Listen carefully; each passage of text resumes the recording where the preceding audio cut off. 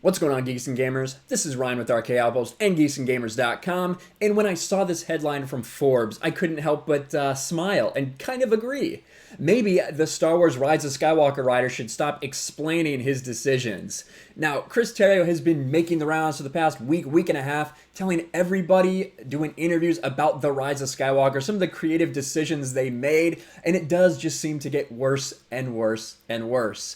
Now, for Lucasfilm and for Disney and for Chris Terrio, it probably would be best for him to stop talking. For content creators and people that get to, talk about what he's talking about, it's actually a great thing because the disaster does just keep getting bigger. And that's what you have to call the Rise of Skywalker, is a disaster. Could anyone have saved it after The Last Jedi? That's a question that we won't be able to answer because that's not what we got. We got Episode 9, the Skywalker saga. Now it's actually the Palpatine saga now, and there's no coming back from it. Unfortunately, it's done. But let's look at some of the things Chris Terrio has said before we jump into this article. Some of the other articles that have been written because of his interviews. Star Wars: The Rise of Skywalker writer knew not everyone would like it. Of course he did. Co-writer Chris Terrio sets record straight on perceived Last Jedi jabs because people were asking him. It really seems like every time, every little point that you bring up anything from The Last Jedi, you shit on it. And he's like, well, no, it's because of this. Not really believable. Rise of Skywalker cut info explaining Palpatine's return because it seemed to go off topic, which Chris Terrio tells us. Yes, Palpatine's return seemed to be off topic. We decided to cut it out of the movie. Jesus Christ. And then, of course, Star Wars: The Rise of Skywalker writer clarifies comments about Rose and Leia's cutscene because after saying that, well, the reason Rose Tico wasn't in the movie for more than 76 seconds was because, it was really hard for her in those scenes with Leia, not mentioning that there were other scenes that they cut out with Rose in it. And also, it seemed like he was shitting on the special effects team. He had to backtrack those comments. So let's see in this Forbes article exactly what has happened this time. While J.J. Abrams has said relatively little in the wake of the release of Star Wars Rise of Skywalker, he kind of stopped talking after he got bombarded with death threats from the Reylos and realized that literally everyone has a problem with this movie. Writer Chris Terrio can't seem to stop talking about it. In a number of interviews, including his latest one from GQ, he talks about writing Rise of Skywalker and why various things came to be the way they are in this film. And while transparency is nice, I don't think many of his answers are going to satisfy folks who have issues with the film. That's because there's no lip service you can do that can fix the sequel trilogy, the Disney trilogy, the Palpatine saga. There's nothing you can do to fix it. Terrio seems to be a bit of an odd pick for Star Wars, given he's coming off Justice League and Batman vs. Superman. As much as I love the theatrical cut, I can't believe I said that. The director's cut of Batman vs. Superman and how I want to see Snyder's Justice League, I do agree that Chris Terrio did seem like an odd choice to helm this very high-profile end of the Skywalker saga. I'm going to pull a few more head-scratching quotes from this interview, all of which leads me to believe there may be sometimes less is more when it comes to explanations. And then here he goes. Then Terrio gets asked about the hard left turn about Rey's origins. Spoilers follow. Yeah, I guess spoilers for Rise of Skywalker.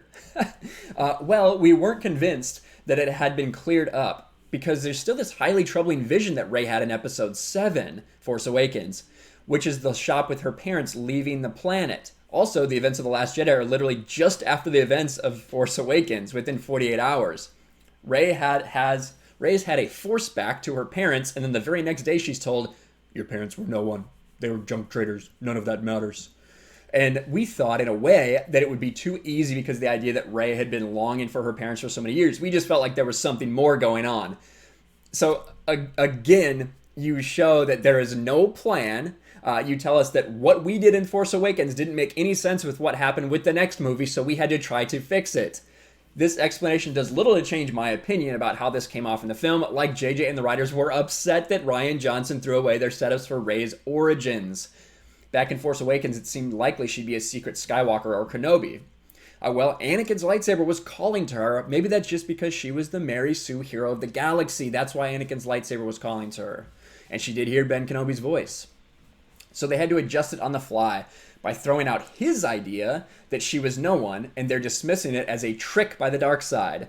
Then we're stuck with a situation that makes little to no sense. Rey's parents did love her, and their way of protecting her was selling her to an abusive junk trader on a desolate planet.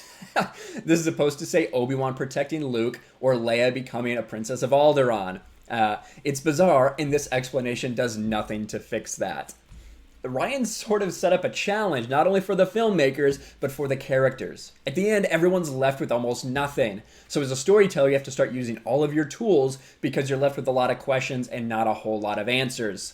So we had to recommit to a few aspects of the story and perhaps be a bit more inventive about what was going on in the galaxy.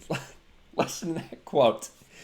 At the end, everyone is left with almost nothing. Not only the characters, but the filmmakers. That's what Chris Terrio said about The Last Jedi. This is how he dodges the question of how Palpatine stuff entered the plan, when it clearly was that it was never the plan, and they had to pull the idea out of an old comic book to try to salvage, in their eyes, what Ryan had left them by killing Snoke and Luke and erasing Rey's origin mystery. And finally, this is pretty good too, and that's true, you know, it's clear to everybody, even the people that were shilling for this movie that have now changed their tune, like everyone is finally coming to the realization and admitting at the very least that Palpatine was never part of the plan. We have quotes from Ian McDiarmid that we know that they just decided about a year before the movie released that they were going to have Palpatine in it. They called him up and said, hey, we're thinking about bringing Palpatine back. How would you feel about that? We know it was never the plan. Come on, Disney. Come on, Lucasfilm. Michelle Rejwan, Kathleen Kennedy, J.J. Abrams, Chris Terrio. Stop lying about it. And finally, we think of Star Wars as a fairy tale. Two twins. One is sent off to be a farmer and one is sent off to be a princess. Rey is kind of both. That's a quote from Chris Terrio, and it basically explains Rey's entire character. She is everything. Everything in Star Wars you could possibly imagine, she is. Whatever that's a force power, if it's a mechanical skill, piloting skill, ability to speak to droids, ability to do anything with the force, that is Rey, because she is the best, the greatest. She can do literally everything. It's hard to find the words on this one. Just going with the Geralt, that's pretty good. No more interviews, man. We're good. Let's just move on to Clone Wars Season 7 and Mando Season 2. And it's funny, you know, I think so many people are starting to feel this way. Even the people that were defending this movie, were defending Disney, are coming out against it. This movie is going to struggle to break $1 billion. It's barely going to be profitable based on the numbers that Disney is giving us, let alone whatever the numbers may actually be.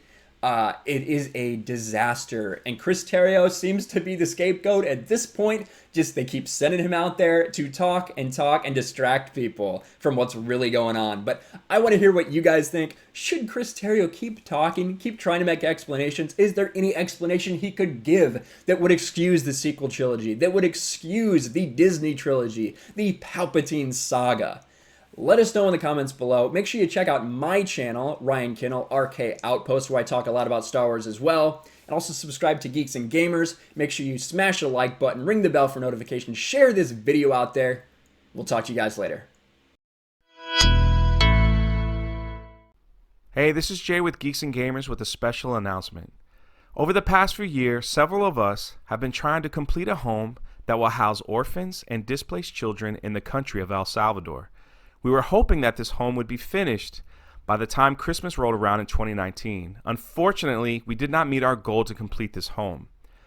Partnering with Jeremy and all of us here at Geeks and Gamers and with you, we are setting up a GoFundMe to raise some funds that hopefully will help us get closer to our goal in completing this home. We will use the money to hire professionals to check out the home and also pay for some educational costs for many of the children. This will help with the burden of those raising money, and more money can be put into this home to be completed. Me and several staff members from Geeks and Gamers will be traveling to El Salvador at the end of May that we can bring a significant amount of money to finish this project.